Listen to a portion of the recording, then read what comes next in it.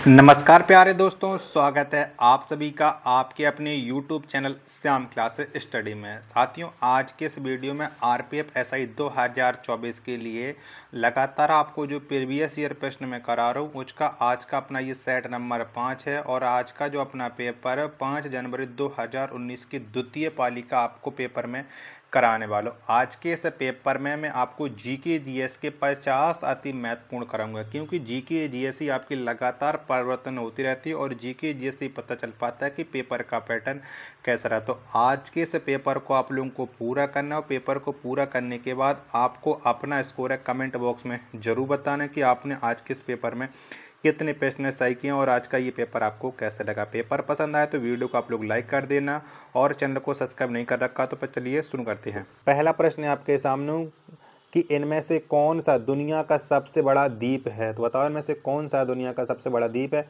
एक का आंसर आपको बताना है। तो दुनिया का सबसे बड़ा जो द्वीप है वो ग्रीनलैंड है। एक का राइट आंसर हो जाएगा ऑप्शन संख्या 3 करेक्ट आंसर हो जाएगा। दूसरा प्रश्न आपके सामने कि सुल्तान अजलान शाह कप इनमें से किस खेल से संबंधित है। तो कौन से खेल संबंध रखता है सुल्तान अजलान शाह कप। तो इसका संबंध है हॉकी से। दूसरा का पहला ऑप्शन है करेक्ट आंसर है हो जाएगा। तीसरा प्रश्न आ जाता है आपके सामने कि समय अवधि का सूत्र क्या है। तो बताओ कौन सा होता है। तो समय अवधि का जो सूत्र होता है वो होता है 1/4 आवृत्ति। क्या 1/आवृत्ति यानी 3 का ऑप्शन क्या 4 है वो करेक्ट आंसर हो जाएगा। चौथा प्रश्न आ जाता है कि लोकसभा के सभापति को अपना इस्तीफा पत्र को भेजना होगा। तो लोकसभा का जो सभापति होता है वो अपना इस्तीफा किसे सौंपेगा ये आपको बताना है। चारों ऑप्शन आपकी स्क्रीन पर सो रहा है। तो ये अपना लोकसभा के उप सभापति को भेजेंगे। ऑप्शन संख्या 3 है वो 4 का करेक्ट आंसर हो जाएगा। पांचवा प्रश्न है कि बेकिंग सोडा का सूत्र है। तो बताओ कौन सा हो जाएगा बेकिंग सोडा का रासायनिक सूत्र। प्रश्न संख्या 5 का आंसर आपको देना है कि 5 का राइट आंसर है क्या हो जाएगा। तो इसका जो सूत्र होता है वो होता है NaHCO3। 5 का ऑप्शन संख्या 4 है वो करेक्ट आंसर हो जाएगा। छठवां प्रश्न इंडियन प्रीमियर लीग में पहला शतक मारने वाला भारतीय खिलाड़ी कौन है। यानी आईपीएल में पहला शतक किसने मारा था। तो पहला शतक मारा था मनीष पांडे ने। छठवां का ऑप्शन संख्या 4 हो जाएगा इन चारों ऑप्शन के अकॉर्डिंग। सातवां प्रश्न है आपके सामने कि मार्तंड सूर्य मंदिर कहाँ स्थित है। तो कहाँ पर स्थित है। तो मार्तंड सूर्य मंदिर ये जो है वो आपका कश्मीर में स्थित है। 7 का ऑप्शन संख्या 3 है वो करेक्ट आंसर हो जाएगा। आठवां प्रश्न है कि यूनाइटेड नेशन के द्वारा इनमें से किस वर्ष को इंटरनेशनल राइस वर्ष निर्धारित किया गया। तो कौन से वर्ष को निर्धारित किया गया था इंटरनेशनल राइस।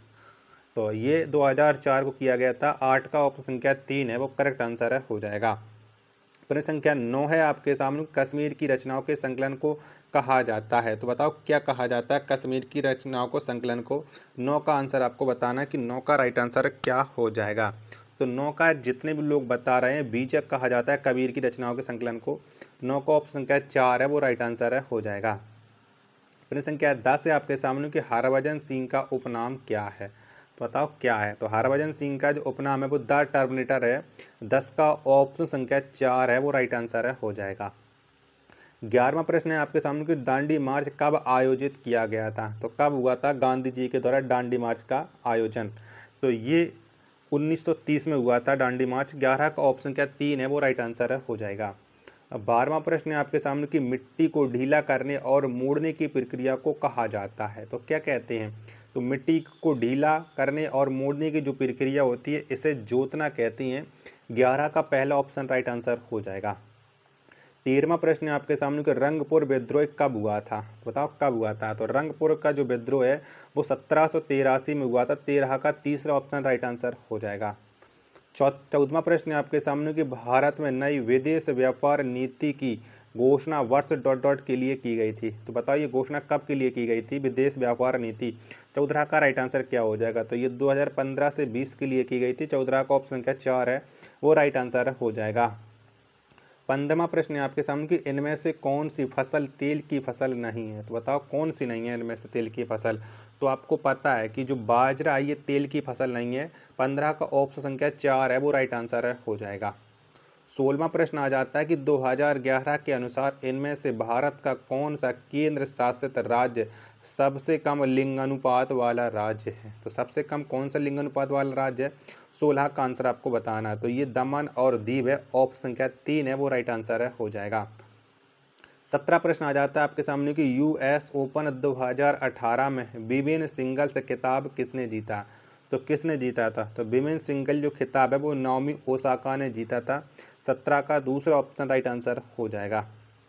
18वां प्रश्न है आपके सामने कि भारतीय गणराज्य में डॉट डॉट राज्य और डॉट डॉट केंद्र शासित राज्य हैं। तो बताओ कितने राज्य और कितने केंद्र शासित प्रदेश हैं। 18 का आंसर आपको बताना था। 28 राज्य और 7 केंद्र शासित प्रदेश हैं, ऑप्शन संख्या 3 है वो राइट आंसर है, हो जाएगा। नहीं सॉरी 7 नहीं 8 केंद्र शासित प्रदेश हैं, दूसरा ऑप्शन राइट आंसर होगा। माफी चाहता हूँ, गलत बताया। चलिएगा 19वां प्रश्न है आपके सामने कि 7वें सेंट्रल पे कमीशन के चेयरमैन कौन है। तो यानी 7वें वेतन आयोग के चेयरमैन कौन थे, 19 का आंसर आपको बताना है। तो इसके जो थे वो थे अशोक कुमार माथुर, ऑप्शन संख्या 4 है, 19 का राइट आंसर हो जाएगा। 20वां प्रश्न है आपके सामने केंद्र शासित प्रदेश पांडुचेरी में कितनी लोकसभा संसदीय निर्वाचन क्षेत्र सीटें हैं। तो कितनी हैं पांडुचेरी में, तो इसमें टोटल हैं 3। 20 का पहला ऑप्शन राइट आंसर है, हो जाएगा। 21वां प्रश्न है कि इनमें से कौन से देश में गोबी रेगिस्तान स्थित है। तो कहाँ पर पड़ता है ये गोबी रेगिस्तान, तो ये मंगोलिया देश में पड़ता है। 21 का तीसरा ऑप्शन है वो राइट आंसर है, हो जाएगा। 22वां प्रश्न है काजीरंगा राष्ट्रीय उद्यान स्थित है। तो कहाँ पर पड़ता है ये काजीरंगा राष्ट्रीय उद्यान, तो ये असम में स्थित है। 22 का पहला ऑप्शन देने वाले सभी लोगों का राइट आंसर हो जाएगा। वीडियो पसंद आ रही तो प्लीज़ वीडियो को अपने दोस्तों के पास ज़्यादा से ज़्यादा शेयर जरूर कीजिएगा। 23वां प्रश्न है कि इनमें से कौन सा एक ऑक्जेलिक एसिड का प्राकृतिक स्रोत है। तो कौन सा ऑक्जेलिक एसिड का प्राकृतिक स्रोत, 23 का आंसर आपको बताना है। तो ये है टमाटर, 23 का दूसरा ऑप्शन करेक्ट आंसर हो जाएगा। 24वां प्रश्न है आपके सामने कलमकारी चित्रकला किस राज्य से संबंधित है। तो कौन से राज्य में ये कलमकारी चित्रकला प्रसिद्ध है, ये आपको बताना है। 24 का राइट आंसर क्या हो जाएगा, तो ये आंध्र प्रदेश की है, पहला ऑप्शन है राइट आंसर हो जाएगा। प्रश्न संख्या 25 के पृथ्वी की आंतरिक गर्मी से प्राप्त ऊर्जा को डॉट डॉट ऊर्जा कहा जाता है। तो बताइए कौन सी ऊर्जा कहती हैं, 25 का आंसर आपको बताना। तो इसे भूतापीय ऊर्जा कहती हैं। 25 का ऑप्शन संख्या 4 है वो करेक्ट आंसर हो जाएगा। 26वां प्रश्न कि दिल्ली चलो नारा किसने दिया।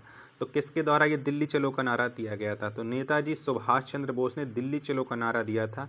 26 का पहला ऑप्शन है वो राइट आंसर है, हो जाएगा।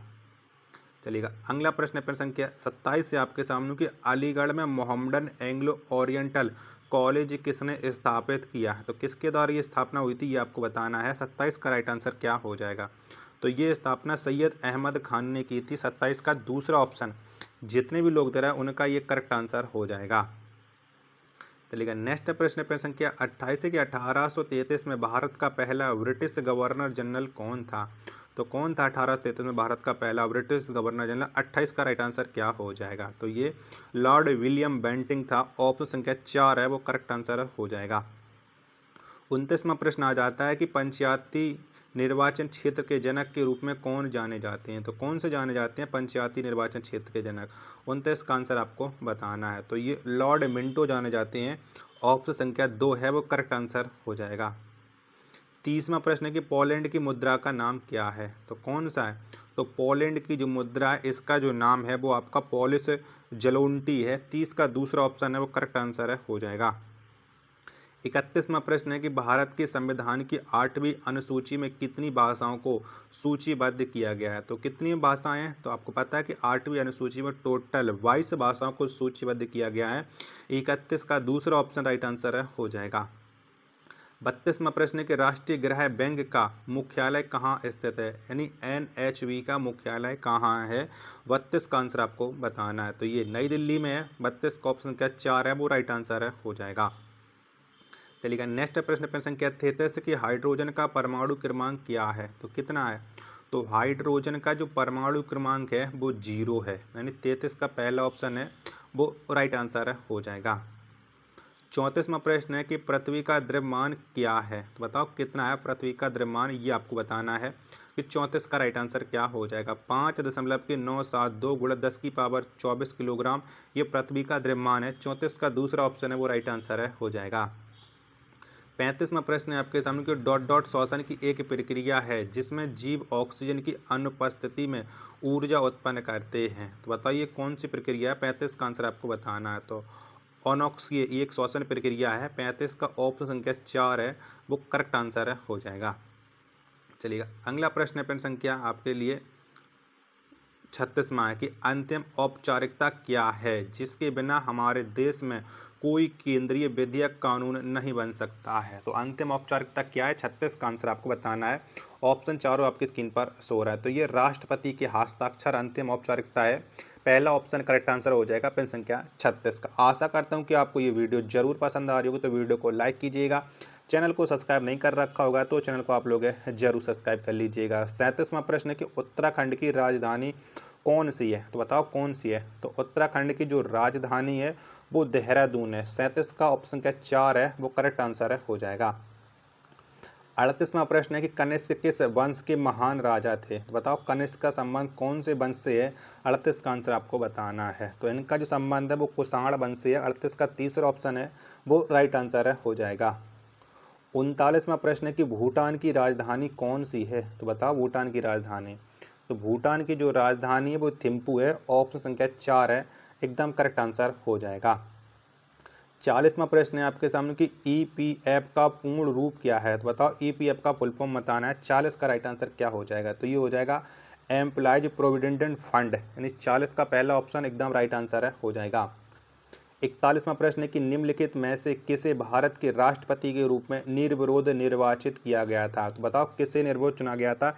41 का आंसर आपको बताना है। तो ये नीलम संजीवा रेड्डी को चुना गया था। दूसरा ऑप्शन करेक्ट आंसर है हो जाएगा। 42वां प्रश्न है आपके सामने कि पोर्टफोलियो सिस्टम किसके द्वारा लागू किया गया, तो बताओ पोर्टफोलियो का सिस्टम किसने लागू किया था। 42 का आंसर आपको बताना है। तो ये लॉर्ड कैनन ने किया था। तीसरा ऑप्शन एकदम इसका राइट आंसर हो जाएगा। 43वां प्रश्न घूमर लोक नृत्य है, तो बताओ घूमर ये कौन से राज्य का लोक नृत्य है। 43 का राइट आंसर क्या हो जाएगा, तो ये राजस्थान का है। 43 को ऑप्शन संख्या 4 करेक्ट आंसर हो जाएगा। 44वां प्रश्न कि रडार का पूरा नाम क्या है, तो बताओ रडार का फुल फॉर्म क्या हो जाएगा। तो इसका फुल फॉर्म होता है रेडियो डिटेक्शन एंड रेंजिंग, यानी 44 का जितने भी लोग पहला ऑप्शन दे रहा है एकदम करेक्ट आंसर हो जाएगा। 45वां प्रश्न कि मुल्तान क्रिकेट स्टेडियम इनमें से किस देश में स्थित है, तो बताओ कहाँ पर स्थित है मुल्तान क्रिकेट स्टेडियम। तो ये पाकिस्तान में पड़ता है। 45 का दूसरा ऑप्शन करेक्ट आंसर हो जाएगा। चलिए अगला प्रश्न है आपके सामने प्रश्न संख्या 46 है कि राज्यसभा के सदस्यों की कार्यावधि है, तो बताओ राज्यसभा के सदस्यों का कार्यकाल कितना होता है। 45 का राइट आंसर क्या हो जाएगा। तो सबको इसका आंसर पता है कि 6 वर्ष होता है। पहला ऑप्शन करेक्ट आंसर हो जाएगा। 47वां प्रश्न किदाम्बी श्रीकांत किस खेल से संबंधित हैं, बताओ कौन से खेल से संबंध रखते हैं किदाम्बी श्रीकांत। 47 का राइट आंसर क्या हो जाएगा। तो इनका संबंध बैडमिंटन से है। पहला ऑप्शन राइट आंसर हो जाएगा। 48वां प्रश्न यूनियन पब्लिक सर्विस कमीशन के सदस्य, बताओ किसके द्वारा ये नियुक्त किए जाते हैं या किसके द्वारा निर्वाचित किए जाते हैं। 48 का आंसर आपको बताना है। तो यूनियन पब्लिक सर्विस कमीशन के जो सदस्य होते हैं वो राष्ट्रपति के द्वारा नियुक्त किए जाते हैं। पहला ऑप्शन देने वाले सभी लोगों का करेक्ट आंसर हो जाएगा। 49वां प्रश्न है आपके सामने कि तुंगभद्रा बांध स्थित है, तो तुंगभद्रा बांध कौन से राज्य में पड़ता है ये आपको बताना है। तो ये कर्नाटक राज्य में। 49 का तीसरा ऑप्शन देने वाले सभी लोगों का करेक्ट आंसर हो जाएगा। 50वां और अंतिम प्रश्न कि बर्फ के क्रिस्टल युक्त बारिश को कहा जाता है, तो बताओ क्या कहा जाता है। तो इसे बर्फ कहते हैं। 50 का दूसरा ऑप्शन देने वाले सभी लोगों का राइट आंसर है हो जाएगा। आशा करता हूं कि आपको ये वीडियो पसंद आ रही होगी, तो वीडियो को आप लोग लाइक कर देना। चैनल को आप लोगों ने अभी तक सब्सक्राइब नहीं कर रखा होगा तो चैनल को आप लोग जरूर सब्सक्राइब कर लेना। मिलते फिर अपने एक और नेक्स्ट वीडियो के साथ, तब तक के लिए धन्यवाद। जय हिंद, वंदे मातरम।